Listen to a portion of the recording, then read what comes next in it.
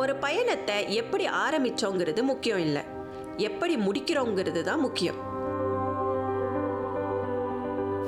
நம்ம பயணத்தோட நோக்கம் என்ன, அதை எந்த அளவுக்கு நிறைவேற்றணும், அது நமக்கு தந்த தாக்கம், இதையெல்லாம் தான் நம்ம பயணத்தை முழுமையாக்கும்.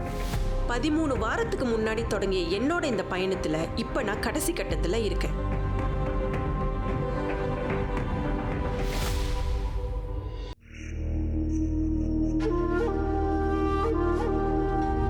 எண்ணங்கள் தேங்கி நிற்கும் போது கண்கள் புதுமையை தேடும். பார்வைக்கு பாதை புலப்படும் போது பயணங்கள் உருவாகும். அப்படி உருவாகும் பயணம் நமக்கு தீரா சிநேகத்தை தரும்.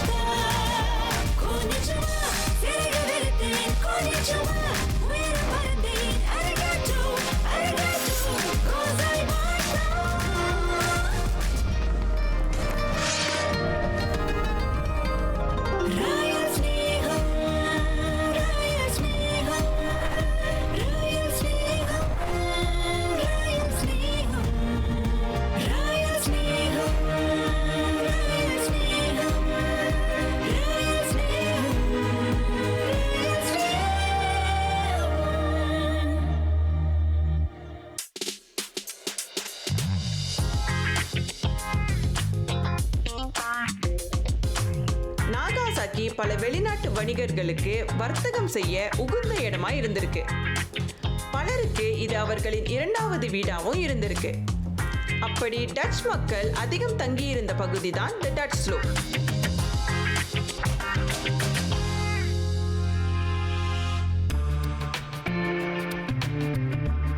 நாகாசாக்கி முழுவதும் இந்த மாதிரி ஸ்லோப்ஸை பார்க்கலாம். ஏன்னா மலைகளை கொடைஞ்சு தான் இந்த நகரத்தை கட்டியிருக்காங்க. நாகாசாக்கியின் ஹிகாஷியாமாத்தே பகுதியில் அமைஞ்சிருக்கும் இந்த இடத்துல அமெரிக்கர்கள், ஆங்கிலேயர்கள் மற்றும் பல மேற்கத்திய வணிகர்கள் தங்கியிருந்தாலும் டச் மக்கள் ஆரம்பத்திலிருந்தே இருக்கிறதால இதை டச் ஸ்லோப்னு சொல்றாங்க.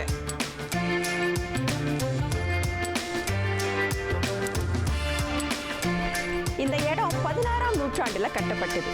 இந்த இடம் முழுக்க யூரோப்பியன் ஸ்டைல் வீடுகளை பார்க்கலாம். ஆரம்பத்துல பாறைகளால் அடுக்கப்பட்டிருக்கும் இந்த தெருவை மட்டும்தான் டச் ஸ்லோப்னு கூப்பிட்டு இருந்தாங்க. நாளடைவில் இந்த இடத்தையே டச் ஸ்லோப்னு அடையாளப்படுத்திட்டாங்க.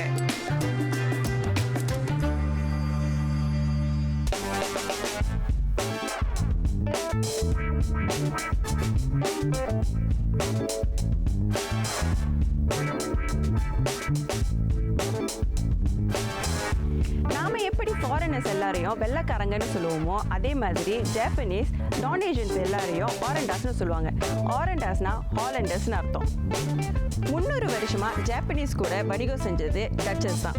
அதனால இவங்களுக்கு யூரோப்பியன்ஸாக இருந்தாலும் சரி, அமெரிக்கன்ஸாக இருந்தாலும் சரி, இவங்களுக்கு எல்லாமே ஆரண்டாஸ் தான்.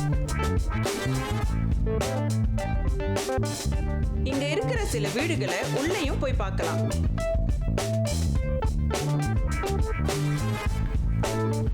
நான் பார்த்த வரைக்கும் இங்க இருக்கிற வீடுகள்லாம் கீழே யூரோப்பியன் ஸ்டைல்ல கட்டியிருக்காங்க, மேலே ஜாப்பனீஸ் ஸ்டைல்ஸால ரூஃப் கட்டியிருக்காங்க. ஒருவேளை யூரோப் பீரியட்ல ஜாப்பனீஸ் இல்லாதவங்களெல்லாம் கொன்னாங்களே, அதனால இந்த மாதிரி வீடு கட்டியிருப்பாங்களோ.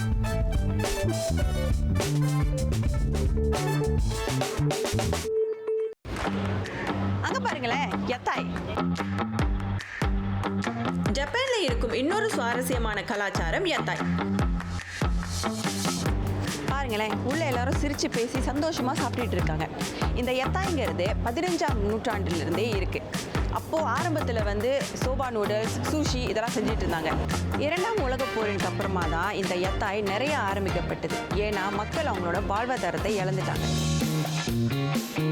இன்னைக்கும் நாகாசாக்கி, ஃபுகுஓகா போன்ற நகரங்கள்ல இந்த மாதிரி யத்தாய்களை பார்க்கலாம். 3க்கு 2 மீட்டர் அளவுல மரத்தால செய்யப்பட்டிருக்கும் இந்த தள்ளுவண்டிக்குள்ளேயே சமைக்கவும் பரிமாறவும் இடம் இருக்கு. நாகாசாக்கி ஒரு பழைய நகரங்கிறனால இன்னைக்கும் பழைய ஸ்டைல் யத்தாயை நம்ம இங்க பார்க்கலாம். வாங்க அவங்க உள்ள என்ன சமைச்சு வச்சிருக்காங்கங்கிறத பார்க்கலாம். Hello, sorry.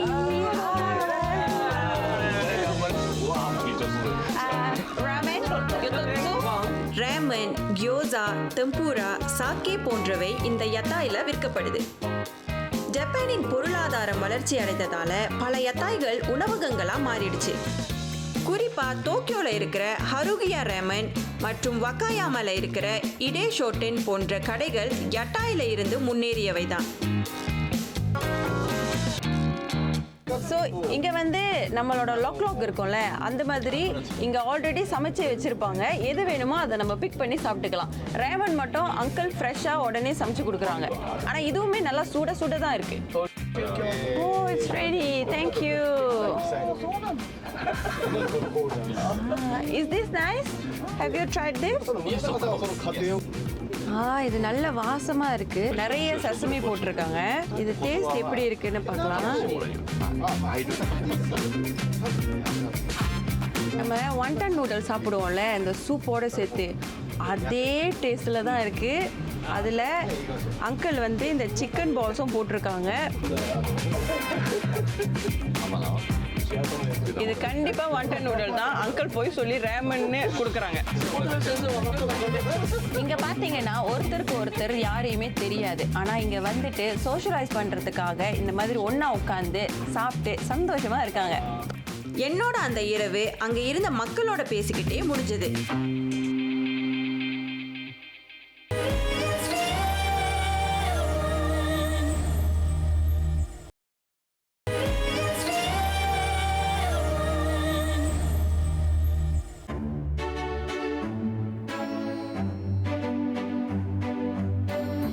எல்லா நாட்டிலையும் வடக்கும் தெற்கும் ஒரே மாதிரி இருப்பதில்லை.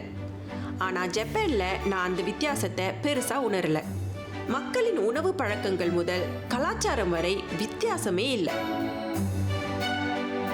நாகாசாக்கி கியோஷு தீவில் உள்ள ஒரு வரலாற்று துறைமுக நகரம். டோக்கியோக்கு மேற்கில் 900 கிலோமீட்டர் தொலைவில் இருக்கும் இந்த நாகாசாக்கி நகரம் தான் நாகாசாக்கி மாகாணத்தோட முக்கிய நகரம். நாகாசாக்கியோட வரலாறு பல வெளிநாடுகளுடன் வலுவாக தொடர்புடையது. உதாரணத்துக்கு 16ஆம் நூற்றாண்டுல கிறிஸ்தவ மதத்தை பிரச்சாரம் செய்ய வந்த போர்ச்சுகீஸ், அதுக்கப்புறம் 17லிருந்து 19ஆம் நூற்றாண்டு வரை டச் மற்றும் சீன மக்கள், 20ஆம் நூற்றாண்டில் மேலும் பல மேற்கத்திய நாடுகள்னு நாகாசாக்கி நகரம் பலவித கலாச்சாரத்தோட வளர்ந்திருக்கு.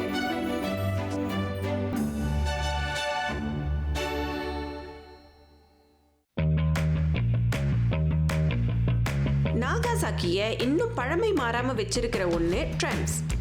இந்த ட்ராம்வே 1915 திறக்கப்பட்டது. இது நாகாசாக்கி எலக்ட்ரிக் ட்ராம்வே நிறுவனத்தால் இயக்கப்படுது.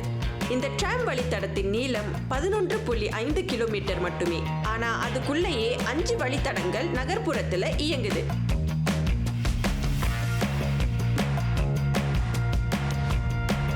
இங்க இருக்கிறதுலேயே ரொம்ப பழமையான ட்ராம் டைப் 200 மின்சார கார்கள் தான். மொத்தம் 10 கார்கள் 1950 தயாரிக்கப்பட்டன.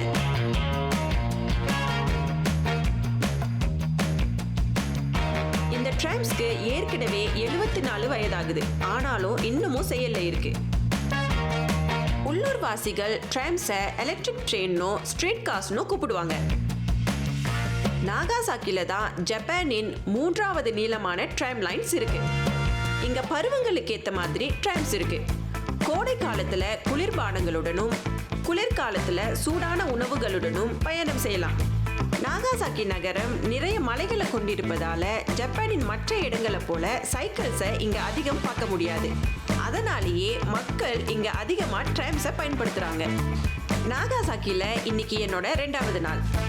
ஹிரோஷிமா மாதிரியே நாகாசாக்கிலையும் அணுகுண்டு போடப்பட்டது. அதன் தாக்கம் இன்னமும் இருக்கு. ஆனா அதெல்லாம் பத்தி தெரிஞ்சுக்கிறதுக்கு முன்னால நாகாசாக்கி மக்கள் எப்படிப்பட்டவங்க, அவங்களோட வணிகம் செஞ்ச வெளிநாட்டவர்கள் எப்படி இருந்தாங்கன்னு தெரிஞ்சுக்க நான் முதல்ல போனது க்ளோவர் கார்டன்ஸ்க்கு.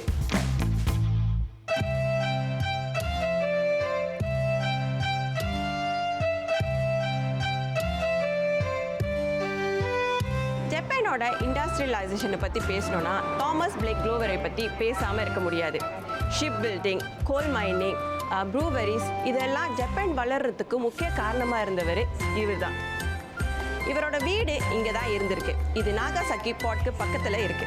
இப்போ இது டூரிஸ்ட் வந்து போகிற ஒரு கார்டனாக இருக்கு. அது ஏன் அப்படிங்கிறத நம்ம உள்ளே போய் பார்க்கலாம்.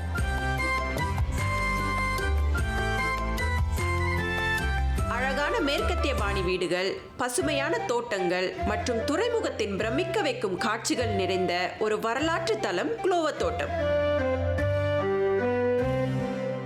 இது நாகாசாக்கியின் முக்கிய பொழுதுபோக்கு தலங்கிறதால எப்பவுமே கூட்டம் இருக்குமா.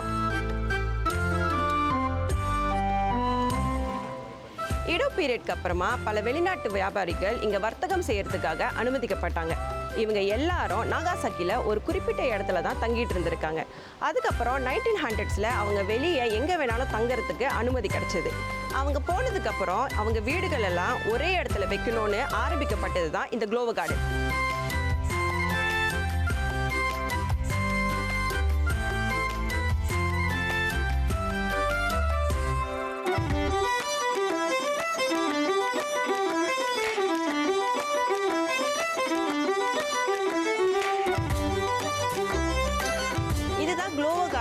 வரைபடம். இங்கே இவரோட வீடை தவிர்த்து 5 வீடு, அதுக்கப்புறம் அகாடமி, கேஃபே, ஸ்கூல் அப்படின்னு நிறைய விஷயம் இங்கே இருக்குது. இது எல்லாமே இங்கே தான் இருந்துச்சா அப்படின்னு கேட்டிங்கன்னா கிடையாது. அங்கங்கே இருந்ததை தான் இங்கே கொண்டு வந்து இந்த கார்டனில் வச்சுருக்காங்க.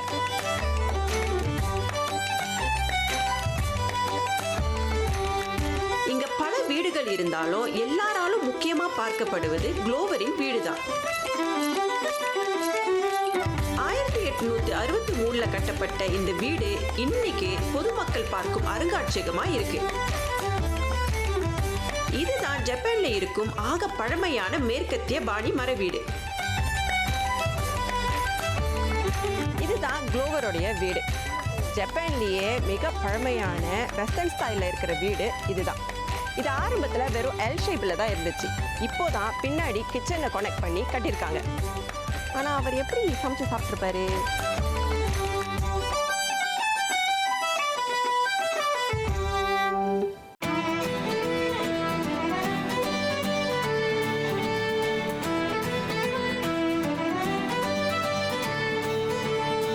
அந்த வீட்டில் உபயோகித்த பொருட்கள், மேசை, நாற்காலிகள் எல்லாம் அப்படியே இருந்துச்சு.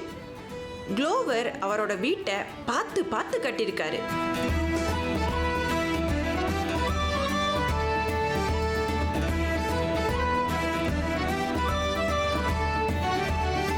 பிளேக்கோட வீடு மலைக்கு மேலே இருக்கு. இங்கேருந்து பார்க்கும்போது நிறைய இடங்கள் தெரியுது. துறைமுகம், ஷிப் பில்டிங் இண்டஸ்ட்ரி, பின்னாடி பார்த்தீங்கன்னா நிலக்கரி சுரங்கம், அப்சர்வேட்டரி டவர், சைனா டவுன் இதுக்கு பின்னாடி தான் இருக்கு. இந்த மாதிரி என்னென்ன இடங்கள் இங்கே தெரியுதுன்னு ஒரு வரைபடமாக போட்டு வச்சிருக்காங்க.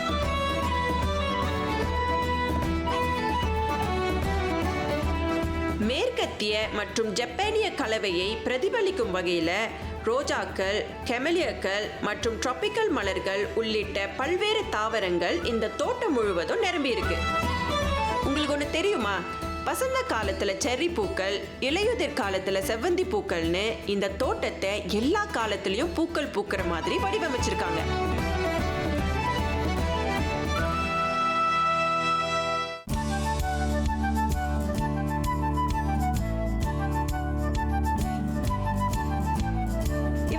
ஜோகிச்சி குசானோ.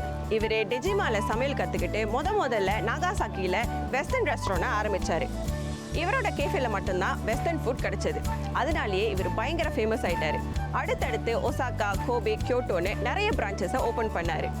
இந்த இடத்துல வெஸ்டர்ன் கல்ச்சரை பற்றி பேசுகிறனால இவரோட கேஃபேயும் இங்கே வச்சுருக்காங்க. இந்த இடத்தை சுத்தி பார்க்க இதோட நல்ல காஸ்டியூம் இந்த இடத்துலயே தராங்க. நானும் வெள்ளக்கார சீமாட்டி மாதிரி உடைய போட்டுக்கிட்டு இந்த தோட்டத்தை சுத்தி வந்தேன்.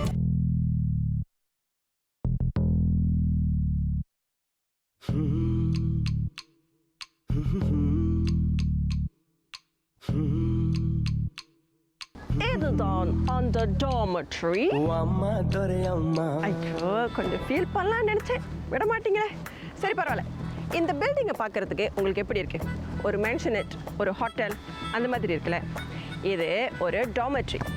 ஷிப்பில் வேலை செய்கிறவங்க ஷிப் கட்டு போயிட்டுனா தங்குறதுக்காக கட்டப்பட்டது தான் இந்த டார்மெட்ரி. இது ஷிப்யார்டுக்கு பக்கத்தில் இருந்துச்சு. இப்போ இதை இங்கே கொண்டு வந்து வச்சுருக்காங்க.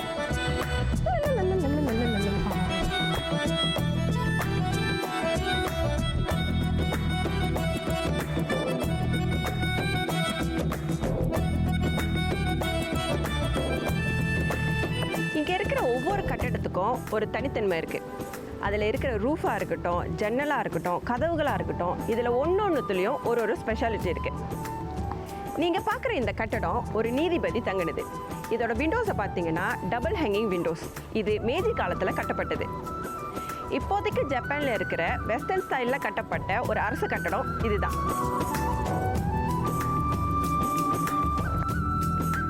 இந்த தோட்டத்தில் இருக்கிற இன்னொரு முக்கிய விஷயம் மேடம் பட்டர்ஃப்ளை ஹவுஸ். இவர் பேரு புசினி. இவர் இட்டாலியன் கம்போசர். ஜாப்பனீஸ் பெண்களை பற்றி இவர் கம்போஸ் பண்ண மேடம் பட்டர்ஃப்ளைங்கிற ஓப்ரா உலகம் முழுதும் பயங்கர ஃபேமஸ் ஆச்சு. அதுக்காகவே இங்கே இவருக்கு ஒரு சிலை வச்சுருக்காங்க. அந்த மேடம் பட்டர்ஃப்ளைல நடித்த லீட் ஆர்டிஸ்ட்க்கும் ஒரு சிலை வச்சுருக்காங்க. என்ன மாதிரியே பல பேர் அந்த உடையில சுத்திட்டு இருந்தாங்க.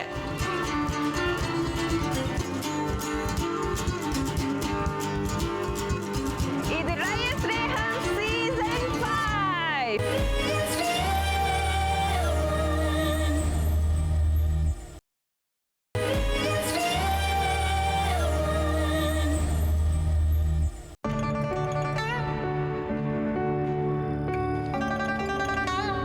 கார்டனை சுத்திட்டு வெளியே வரும்போது தான் ஆரா சர்ச்சை பார்த்தேன். ஜப்பான்ல இருக்கும் ஆக பழமையான சர்ச் இதுதான். இந்த சர்ச்சுக்கு basilica of the 26 holy martyrs of ஜப்பான்னு இன்னொரு பெயரும் இருக்கு. ஏன்னா 1500களில் கிறிஸ்டியனிட்டி ஜப்பான்ல தடை செஞ்சிருந்த போது 26 கிறிஸ்துவர்கள் தூக்கிலிடப்பட்டார்களாம். அதன் நினைவாதான் இந்த தேவாலயத்தை கட்டியிருக்காங்க.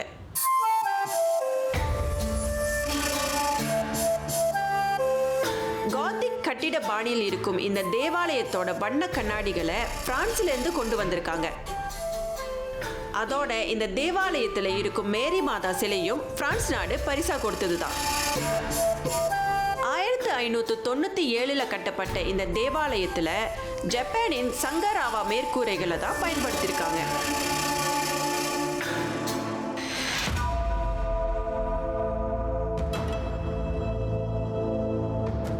கார்டன்ல இருந்து நான் போன அடுத்த இடம் நாகாசாக்கி அட்டாமிக் பாம் மியூசியம்.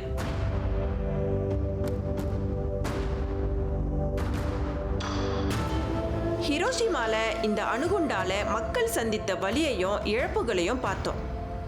ஹிரோஷிமால குண்டு போட்ட 3வது நாள் இங்க நாகாசாக்கிலையும் அமெரிக்கா குண்டு போட்டிருக்கு.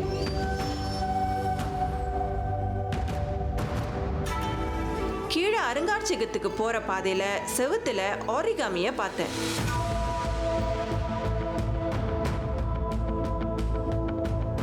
ஆரிகாமிய பார்க்கும் போதெல்லாம் எனக்கு சடாக்கோ ஞாபகம் தான் வருது. 2ஆம் உலகப் போரை முடிவுக்கு கொண்டு வர அமெரிக்கா எடுத்த விபரீத முடிவு தான் அணுகுண்டு.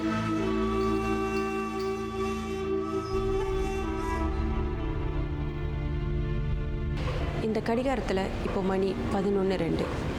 1945 ஆகஸ்ட் 9ஆம் தேதி ஜப்பானில் 2வது அணுகுண்டு வெடிக்கப்பட்டது. 11:02க்கு நாகாசாக்கி முழுவதும் உறைஞ்சு போய் நின்றுச்சு. அதுக்கப்புறமா என்ன நடந்ததுங்கிறத உள்ளே போய் பார்க்கலாம்.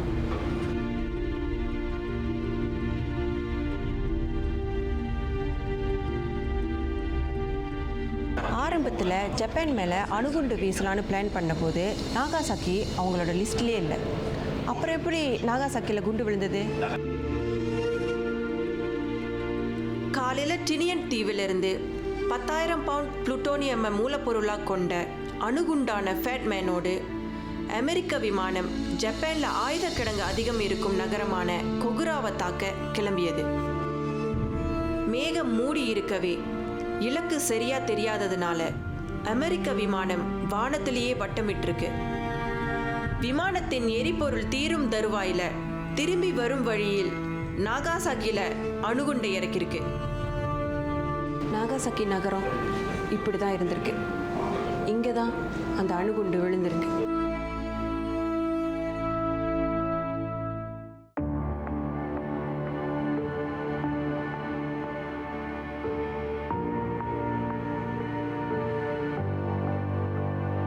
நாகாசாக்கி பக்கத்தில் முராகாமி டிஸ்ட்ரிக்டில் ஈஸ்ட் ஏஷியாலேயே ஒரு மிகப்பெரிய கேத்தலிக் சர்ச் கட்டப்பட்டது. ஈடோ பீரியட்க்கு அப்புறமா அவங்க மதத்தை ஃபாலோ பண்ணலான்னு சொன்னதுக்கப்புறம் இவங்க எல்லாரும் கொஞ்சம் கொஞ்சமாக காசு சேர்த்து வச்சு ஒரு கேத்தலிக் சர்ச்சை கட்டினாங்க. இந்த சர்ச் 1925 கட்டப்பட்டது. 1945 தகர்க்கப்பட்டது. அங்கே இருந்த மிச்ச பகுதியை தான் இங்கே கொண்டாந்து வச்சுருக்காங்க.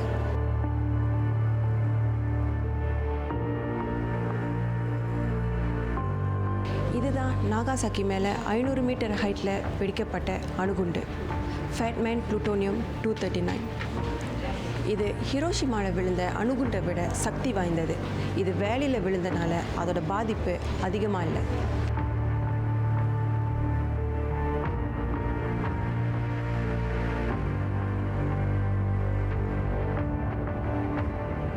இங்கே போடப்பட்ட அணுகுண்டோட ஹைப்போ சென்டர்லேருந்து 1 கிலோமீட்டர் தூரத்தில் 5 school, medical centre, college, hospital இது எல்லாமே இருந்திருக்கு.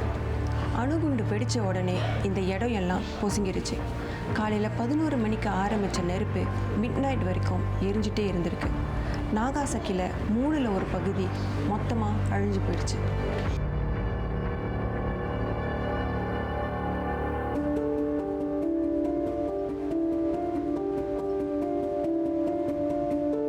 இந்த அணுகுண்டோட வெப்பம் தாங்க முடியாமல் மெல்ட்டான water bottles, lunch box, iron இந்த மாதிரியான விஷயங்களை தான் இங்கே மியூசியமில் பார்வைக்கு வச்சுருக்காங்க.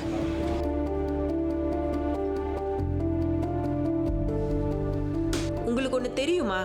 ஹிரோஷிமாவிலையும் நாகாசாக்கிலையும் கேன்சர் ஒரு சாதாரணமான வியாதி ஆயிடுச்சு. கிட்டத்தட்ட 70% மேற்பட்ட மக்களுக்கு பல வகையான புற்றுநோய் இருந்திருக்கு. அணுகுண்டு விழுந்தது என்னமோ ஒரு நாள் தான், ஆனால் அதோட தாக்கம் மக்களுக்கு இன்ன வரைக்கும் இருந்துகிட்டே தான் இருக்குது. 1 வாரம் கழித்து மக்களுக்கு வயிற்றுப்போக்கு, காய்ச்சல் இதெல்லாம் ஆரம்பிச்சது. அதுக்கப்புறம் இவங்களுக்கு கண்களில் பிரச்சனை வந்தது. பொதுவாக பெரியவங்களுக்கு தான் பார்வை குறைபாடு இருக்கும். சின்ன வயசுலேருந்து பெரியவங்க வரைக்கும் கண்ணு பிரச்சனைகள் வர ஆரம்பிச்சது. 1945 ஒவ்வொரு 5 வருஷத்துக்கும் இவங்களுக்கு புதுசாக வியாதிகள் வர ஆரம்பிச்சது. இன்ன வரைக்கும் அது தொடர்ந்துகிட்டே தான் இருக்குது. குண்டு வெடிப்புக்கு பிறகு உதவி செய்ய வந்த சிலர் கதிர்வீச்சால இறந்திருக்காங்க. பலர் நோய்வாய்ப்பட்டிருக்காங்க.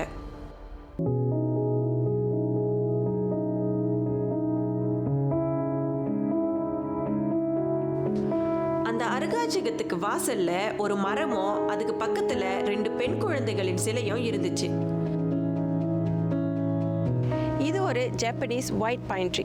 நாகாசாக்கியில் வெடித்த குண்டு வெடிப்பில் இங்கே இருந்த எல்லா மரங்களும் எரிஞ்சு சேதமாயிருச்சு. அதில் தாக்கு பிடிச்சது இது ஒன்று மட்டும்தான். இதுக்கு அப்போது வயசு 17.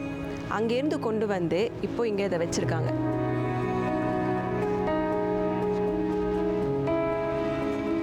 இந்த சிலைக்கு பேர் children trusting in the future. இந்த சிலைக்கு பின்னாடி ஒரு பெரிய கதை இருக்குது. இந்த நாகாசாக்கியில் நடந்த குண்டு வெடிப்பின் போது பல குழந்தைங்க இறந்து போனாங்க. அதில் 2 பெண் குழந்தைங்களுக்கு 10 வயசு இருக்கும். இவங்க 2 பேருக்கும் கிமோனோ போடணுங்கிறது ரொம்ப ஆசை. அதனால் இவங்க இறந்து போனதுக்கப்புறமா கிராண்ட் கிமோனோ போட்டு இவங்களை தகனம் செஞ்சாங்க. பல வருஷம் கழித்து இங்கே பீஸ் மெமோரியல் பார்க் கட்டணும்னு பிளான் பண்ணும்போது இந்த 2 பொண்ணுங்களில் ஒரு பொண்ணோட அம்மா இங்கே இவங்களுக்காக சிலை வைக்கணும்னு ஆசைப்பட்டாங்க. அப்படி உருவாக்கப்பட்ட சிலை தான் இது.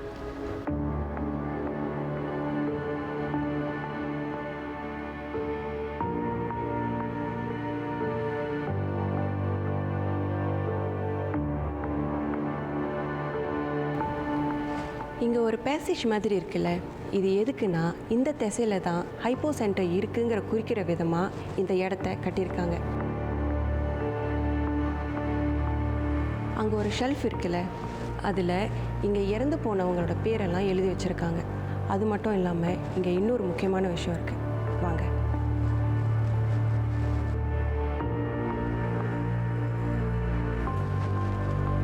இந்த போர்டில் இந்த இடத்த பற்றி எழுதியிருக்காங்க. ஆனால் இந்த பர்டிகுலர் ஏரியாவில் மட்டும் பார்த்தீங்கன்னா இந்த கலர் சேஞ்ச் ஆகிருக்கு. அது எதனாலனா இங்கே பாதிக்கப்பட்டு இறந்தவங்களோட எண்ணிக்கை இன்னமும் அதிகரிச்சுட்டே இருக்குது. அதை தான் இங்கே அவங்க மாற்றிக்கிட்டே இருக்காங்க.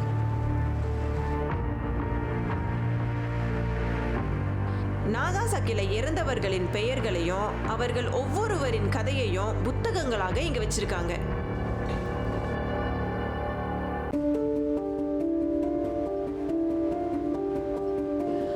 அருங்காட்சியகத்துக்கு பக்கத்திலேயே அமைதி பூங்கா இருந்துச்சு. இது வரைக்கும் நான் பார்க்காத ஒரு சிலை அது. அந்த சிலையோட ஒவ்வொரு அம்சத்தையும் பார்த்து பார்த்து கட்டியிருக்காங்க. எனக்கு பின்னாடி வான் நிறத்தில் கம்பீரமாக உட்கார்ந்துருக்கிறது அமைதிக்கான சிலை. இவரோட உடம்புல இருக்கிற ஒவ்வொரு பகுதியும் ஒரு விஷயத்தை குறிக்குது. வானத்தை காட்டி இருக்கிற இவரோட வலது கை வானத்திலிருந்து விழுந்த அணுகுண்டை குறிக்குது. நீட்டிய இவரோட இடது கை அமைதியை குறிக்குது. மடங்கிய கால் தியானத்தை குறிக்குது.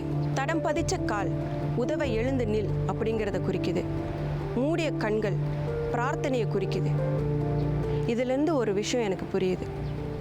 மற்றவங்களுக்கு நாம் எதை நினைக்கிறோமோ அதுதான் நமக்கு நடக்கும். இது வரைக்கும் நாம் என்ன நினைச்சோன்னு தெரியாது. ஆனால் இதுக்கப்புறம் அமைதியை மட்டுமே நினைப்போம். நிறைய நினைவிடங்கள்ல நீரூற்றுகளை பார்த்துருக்கேன். அதெல்லாம் என்ன காரணத்துக்காக வச்சிருக்காங்கன்னு தெரியாது. ஆனா இங்க தண்ணிக்காக ஏங்கிய மக்களின் தாகம் தெரியுது. இங்க குண்டு விழுந்த போது 13,000 கொரிய மக்கள் அதுல இறந்திருக்காங்க.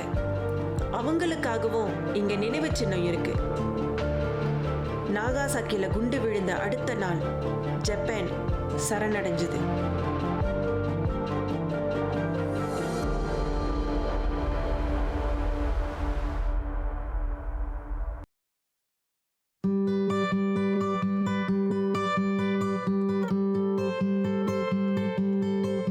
அந்த அமைதி பூங்காலிருந்து நான் என் மாலை பொழுத கழிக்க ஜப்பானின் 3 மிக சிறந்த இரவு காட்சிகளில் ஒன்றான இனாசா மலைக்கு போனேன்.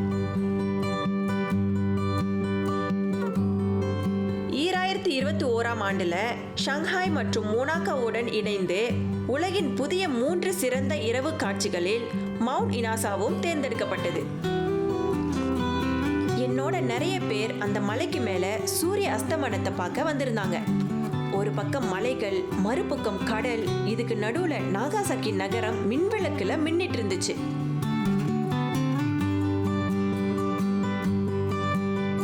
திரும்பி வரும்போதுதான் பாதை முழுக்க எல்இடி விளக்குகள் போட்டிருப்பதை பார்த்தேன். 7000 எல்இடி விளக்குகளை பாதை முழுக்க போட்டிருந்தாங்க.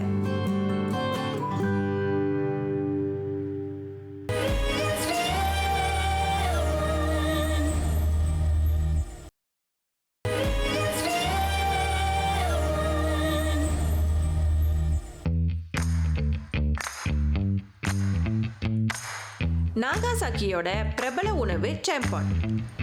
நாகாசாக்கில இருக்கிற சீன உணவகமான ஷிகாய்ரோவோட உரிமையாளர் தான் முதல்ல இந்த உணவை உருவாக்கியிருக்காரு.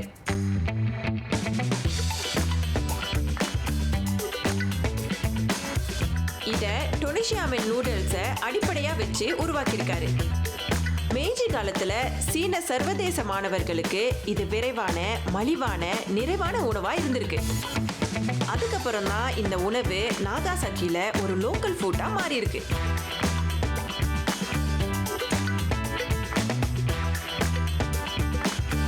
நாகாசாக்கில டோக்கு எனப்படும் அடிட்டிவ் பயன்படுத்தி தான் நூடுல்ஸ் தயாரிக்கப்படுது.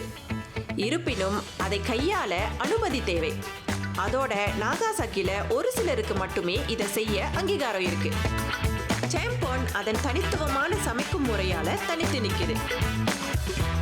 மற்ற நூடுல்ஸ் மாதிரி இல்லாம சாம்பான் நூடல் குழம்பில் கிரீமி நிறத்தையும் லேசான இனிப்பையும் தர பால் சேர்க்கப்படுது. நாகாசாக்கி முழுக்க பார்த்ததுல சம்போன் அப்படிங்கிற நூடல் ரொம்ப ஃபேமஸாக இருக்குது. அப்படி அந்த சம்போனில் என்னதான் இருக்குது அப்படிங்கிறதுக்காக தான் இங்கே நான் டேஸ்ட் பண்ணுறதுக்கு வந்திருக்கேன்.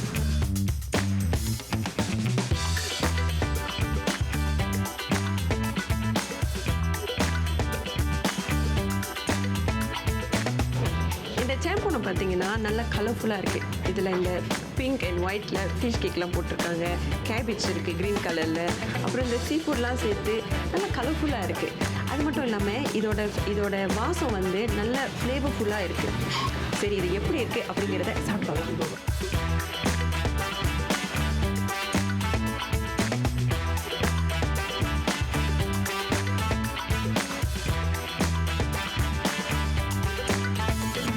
இதில் பார்த்தீங்கன்னா இந்த நூடுல் வந்து நல்லா வெந்திருக்கு.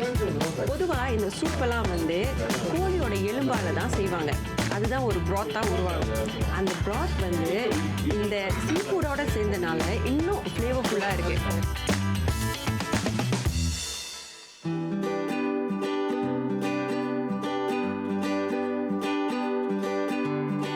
டெம்போன் சாப்பிட்டுட்டு என்னோட விடுதிக்கு போகிற வழியில ஒரு அழகான பாலத்தை பார்த்தேன். தண்ணியில அந்த பாலத்தை ரிஃப்ளெக்ஷனோட பார்க்கும்போது மூக்கு கண்ணாடி மாதிரியே இருந்துச்சு. இது இங்க இருக்கும் இளைஞர்களுக்கு ஃபேவரட் இன்ஸ்டா ஸ்பாட். மெகனாபாஷி பாலம், எடோவின் நிஹோனாபாஷி பாலம் மற்றும் இவாகுனியின் கிண்டாய்கியூ பாலம் ஆகியவை ஜப்பானின் 3 பிரபலமான பாலங்களாக கருதப்படுகின்றன. கோயிலுக்கு போக தான் இந்த கல் பாலங்கள் கட்டப்பட்டதாக கூறப்படுது.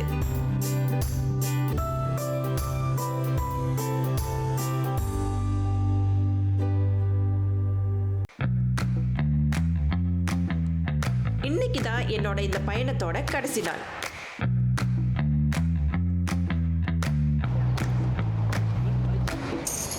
நீங்கள் பார்க்குற இந்த வீடுகள் ஜப்பானோட பழங்காலத்து வீடு. இது பில்டிங்கோடு சேர்ந்து இருக்கிறனால இப்போ நமக்கு இது தெரியல. இது முன்னாடி ஒரு தனித்தீவு. 17ஆம் நூற்றாண்டில் கட்டப்பட்ட இந்த தீவோட பேர் டிஜிமா.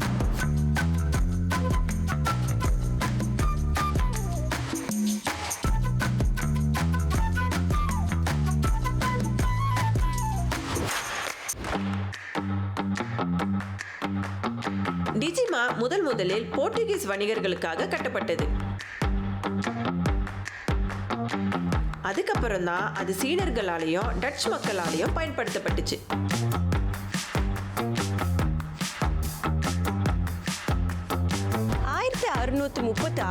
இந்த டிஜிமா கட்டப்பட்டது.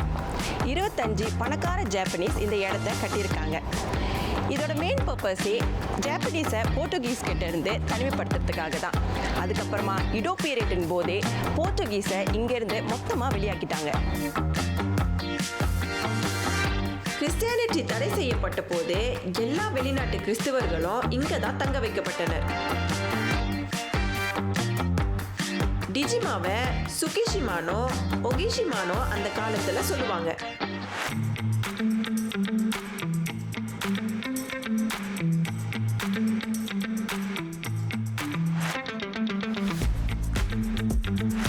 நிஜமாவே ஏதோ 17ஆம் நூற்றாண்டுக்கு போன மாதிரி இருந்துச்சு. டிஜிமாவையும் நகாசாக்கி நகரத்தையும் இணைக்கும் இரும்பு பாலம் தான் இப்ப வரைக்கும் ஜப்பான்ல இருக்கும் ஆக பழமையான இரும்பு பாலம்.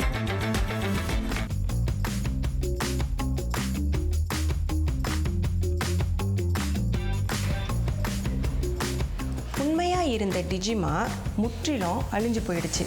அதனால் தொல்பொருள் ஆய்வாளர்களின் உதவியோட இருந்த ஃப்ளாப் பிளானை வச்சு அதே பேஸில் புது டிஜிமாவை கட்டியிருக்காங்க.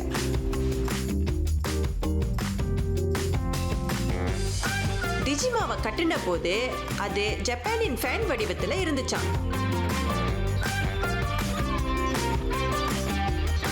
இந்த டிஜிமா ஒரு தடவை இல்லை, 2 தடவை இல்லை, பல தடவை மாற்றி அமைக்கப்பட்டிருக்கு. ஆரம்பத்தில் போர்ச்சுகீஸை தனிமைப்படுத்துறதுக்காக கட்டப்பட்ட இந்த டிஜிமா அதுக்கப்புறம் அவங்கள வெளியாக்கிட்டு டச்சஸை வரவேற்கிறதுக்காக மாற்றி கட்டினாங்க. இது எப்படின்னா, வீட்டுக்கு விருந்தாளிகள்லாம் வரும்போது வீட்டை க்ளீன் பண்ணி நம்ம வச்சுருப்போம்ல, அந்த மாதிரி இதை மாற்றி அமைச்சிருக்காங்க.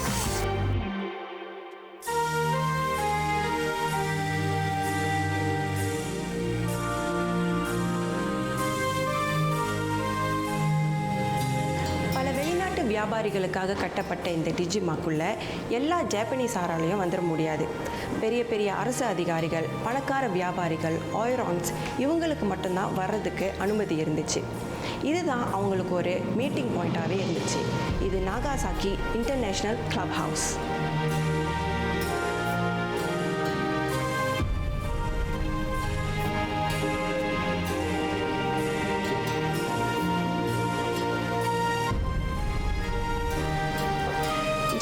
காப்பர்ஸ்க்கு ஐரோப்பிய நாடுகள்லையும் மற்ற ஆசிய நாடுகள்லையும் பயங்கர டிமாண்ட் இருந்திருக்கு. அதனால டச்சஸும் சைனீஸும் ஜப்பான்லேருந்து காப்பர்ஸை எக்ஸ்போர்ட் பண்ணாங்க. இங்கே தான் அந்த வியாபாரம் நடந்திருக்கு. கச்சா பட்டு, பட்டு, பருத்தி துணிகள், தந்தம், பவளம் மற்றும் சர்க்கரை போன்ற பொருட்கள் மேற்கத்திய நாடுகளிலிருந்து ஜப்பானுக்கு இறக்குமதி செய்யப்பட்டன.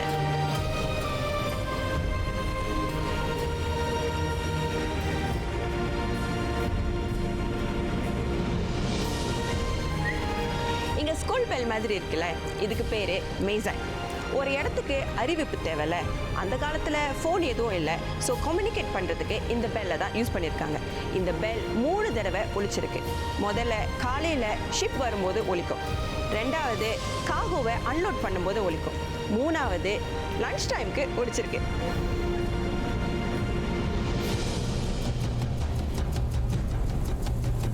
இதுதான் டிஜிமாவோடைய முக்கிய கட்டடம், the chief factors residence. Chief ஆஃபீஸரோட வீடு இதுதான். பல முக்கிய வியாபாரிகளை இங்கே தான் வரவேற்றிருக்காங்க.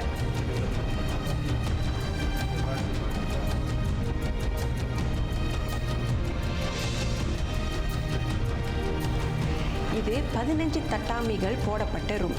இதுதான் அந்த சீஃப் ஃபேக்டர் உட்கார்ந்து வேலை பார்க்கறதுக்கான இடம். இதுவும் இந்த வீட்டுக்குள்ளேயே தான் இருக்கு.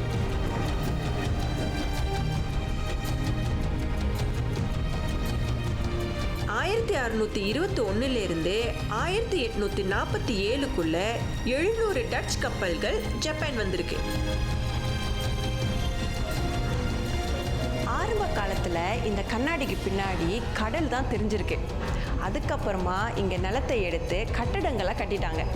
இப்போ இதை பார்க்கும்போது நகரம் தான் தெரியுது.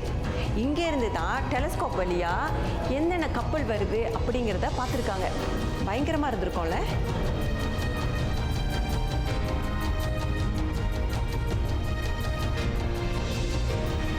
இந்த இடத்துல வந்த விருந்தாளிகளுக்கு உபசரிப்புலாம் நடந்திருக்கு. இங்க பார்த்தீங்கன்னா ஆடல் பாடல் கச்சேரின்னு களை கட்டியிருக்கு.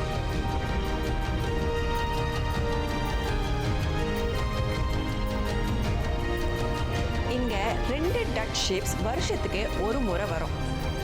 வர்றவங்க இங்க தான் தங்குறாங்க. இதுதான் கேப்டனோடைய ரூம், அது எம்ப்ளாயிஸ் தங்குற ரூம். இங்க இருக்கிற ஃபர்னிச்சர்ஸ் எல்லாமே இந்தோனேஷியன் வுட்ல செய்யப்பட்டது.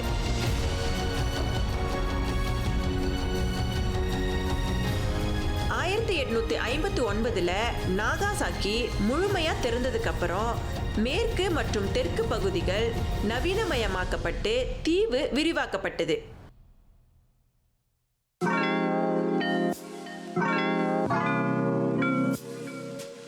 டிஜிமா நைகாய் கிளப் என்று அழைக்கப்படும் ஒரு முன்னாள் சர்வதேச கிளப் நாகாசாக்கியின் உள்ளூர் உணவு வகையான மக்காரான் உணவுகளை வழங்கும் உணவகமா மாற்றப்பட்டது.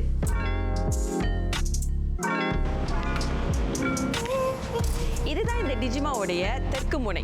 இந்த கப்பல்கள்லாம் இங்கே தான் வந்து நிற்குமா. இந்த கப்பல்கள்லாம் சரியான கப்பல்களா இல்லை இதுக்கெல்லாம் பெர்மிஷன்ஸ் இருக்கா அப்படின்னு செக் பண்ணுறதுக்கே பல நாட்கள் ஆகுமா. அதுக்கப்புறமா தான் மக்கள் எல்லாரையும் உள்ள அனுப்பியிருக்காங்க.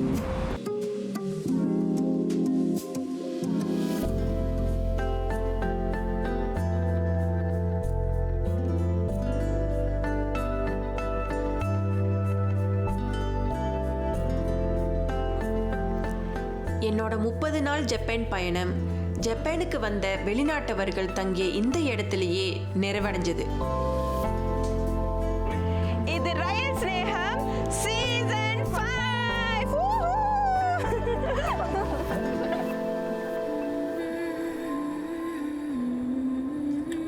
பயணங்கள் தான் நம்ம வாழ்க்கையை முழுமையாக்குது. நம்ம பார்க்குற இடங்கள், பழகிற மனிதர்கள், சாப்பிட்ற சாப்பாடுன்னு இது எல்லாமே நமக்குள்ள ஒரு மாற்றத்தை கொண்டு வரும்.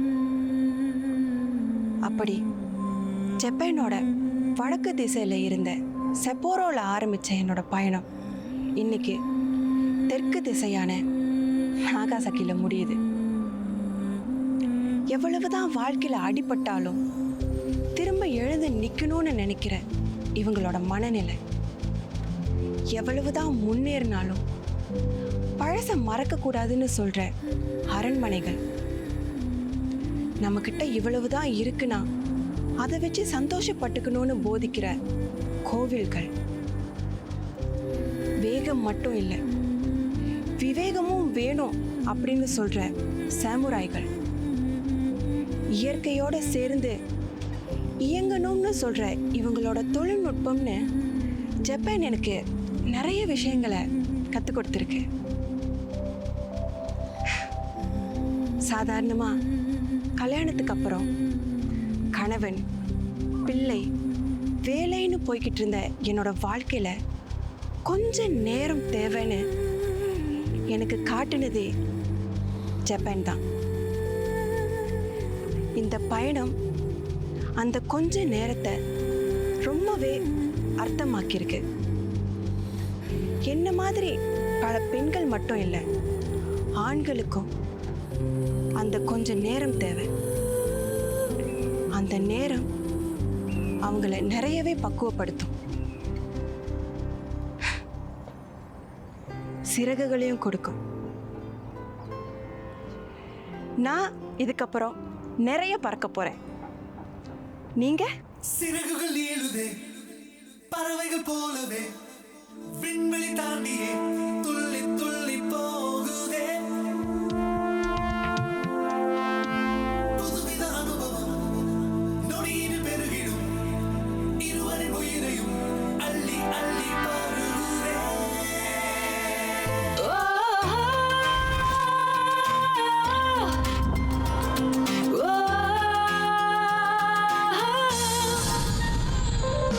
மறந்த கதைகள் தேடி போவோம், மறைந்த தடயம் தட்டி பார்ப்போம். கூடவா நீ கூடவா, நதிகள் போகும் பாதை போவோம், கனவை வென்றோம் கதையை கேட்போம். வா கூடவா கூடவா, கோனிச்சுவா மக்களுக்கு கோனிச்சுவா, உலகத்திற்கு அழகாச்சு